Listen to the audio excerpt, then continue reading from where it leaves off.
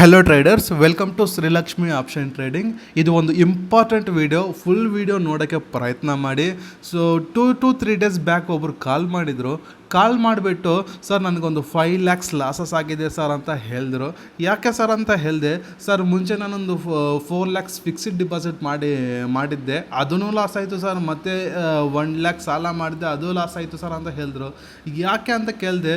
Sir ಈ ಥರ ನಾನು ನನ್ನ ಒಬ್ಬರು ಫ್ರೆಂಡ್ ಇದ್ದ, ಅವನು ಹೇಳಿದೆ, ಸೊ ಸ್ಟಾಕ್ ಮಾರ್ಕೆಟಿಂದ ಸಮಥಿಂಗ್ ನಾವು ಮನಿ ಅರ್ನ್ ಮಾಡ್ಬೋದು ಅಂತ ಹೇಳಿದ್ರು. ಏನೋ ಸೊ ಒಂದು ಸರ್ ಟ್ರೈ ಮಾಡೋಣ ಅಂತ ನೋಡಿದೆ ಸರ್. ಸೊ ಇನಿಷಿಯಲಿ ಒಂದು 30,000 to 40,000 ತಗೊಂಡು ಹೋಗಿದೆ. ಸೊ ಫ್ಯೂ ಪೀಪಲ್ಸ್ ಕಾಲ್ ಮಾಡಿಬಿಟ್ಟು ಅಕೌಂಟ್ ಹ್ಯಾಂಡ್ಲಿಂಗ್ ಮಾಡ್ತೀನಿ ಅದು ಇದು ಅಂತ ಹೇಳಿದ್ರು.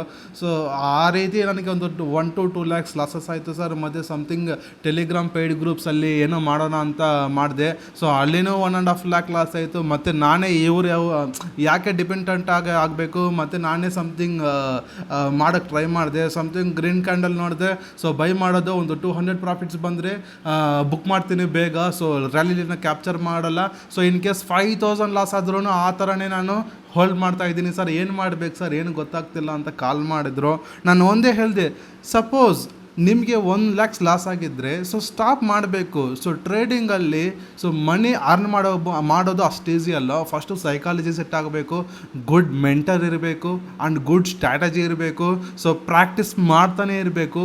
ಸಪೋಸ್ ನಿಮ್ಗೆ ಏನಾದರೂ ಒಂದು ಹೊಸ ಸ್ಟ್ರಾಟಜಿ ಗೊತ್ತಾದರೆ ಅಟ್ಲೀಸ್ಟ್ ಮಿನಿಮಮ್ 1 to 2 months ನೀವು ಲೈವ್ ಟೆಸ್ಟ್ ಮಾಡಬೇಕು, ಪ್ರಾಕ್ಟೀಸ್ ಮಾಡಬೇಕು, ಪೇಪರ್ ಟ್ರೇಡಿಂಗ್ ಮಾಡಲೇಬೇಕು ಅಂತ ಹೇಳಿದ್ದೆ.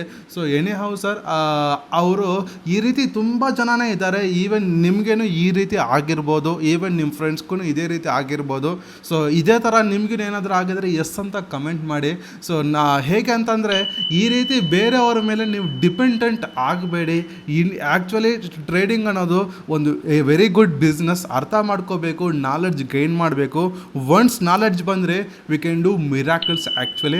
ಸೊ ನಮ್ಮ ಹತ್ರ ಒಂದು ಸ್ಟ್ರಾಟಜಿ ಇದೆ. ಸ್ಟ್ರಾಟಜಿದಲ್ಲಿ maximum stop loss is 10 points, minimum reward is 30 points. So ನಾವು ಪ್ರಾಪರಾಗಿ ಹೇಳ್ಕೊಡ್ತೀವಿ, ಎಲ್ಲಿ ಎಂಟ್ರಿ ತೊಗೋಬೇಕು, ಸ್ಟಾಪ್ ಲಾಸ್ ಎಲ್ಲಿ, ಸೊ ಟಾರ್ಗೆಟ್ ಯಾವ ಥರ ಮಾಡ್ಕೋಬೇಕು ಅಂತ ಹೇಳ್ಕೊಡ್ತೀವಿ.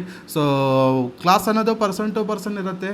ಸೊ ದಯವಿಟ್ಟು ಹೇಳೋದು ಒಂದೇ, ಯಾರ ಮೇಲೂ ಡಿಪೆಂಡೆಂಟ್ ಆಗಬೇಡಿ. ಇಂಡಿಪೆಂಡೆಂಟಾಗಿ ಹೇಗೆ ಟ್ರೇಡಿಂಗ್ ಮಾಡಬೇಕು ಅನ್ನೋದನ್ನು ಫಸ್ಟ್ ಕಲಿಬೇಕು ನಾವು, ಅವಾಗೇ ತುಂಬ ಚೆನ್ನಾಗಿರುತ್ತೆ. ಸೊ ಟ್ರೇಡಿಂಗ್ ಮಾಡೋವಾಗ, ಇಲ್ಲ ಅಂತಂದರೆ ಲೈಫೇ ಸರ್ವನಾಶನ ಆಗುತ್ತೆ. ಸೊ ಪದೇ ಹೇಳ್ತಾ ಇದ್ದೀನಿ. So please think about your financial condition and come for trading ಅಷ್ಟೇ ಹೇಳ್ತೀನಿ. ಸೊ ಈವನ್ ನೀವು ಸ್ಯಾಲ್ರಿಡ್ ಪರ್ಸನ್ ಆದರೆ ನಿಮ್ಗೆ ಬರೋ ಸ್ಯಾಲ್ರಿಯಲ್ಲಿ ಸೊ ಬರೀ 10% ಆಫ್ ಸ್ಯಾಲ್ರಿನ ಮಾತ್ರ ನೀವು ಯೂಸ್ ಮಾಡಿ. ಸೊ ಅದನ್ನು ಬಿಟ್ಟು ನೀವು ತುಂಬ ಸಾಲ ಮಾಡೋದು, ಸೇವಿಂಗ್ಸ್ ಎಲ್ಲ ತೊಗೊಂಡ್ಬಿಟ್ಟು ಸೊ ಟ್ರೇಡಿಂಗಲ್ಲಿ ಆಗಬೇಡಿ. So thank you.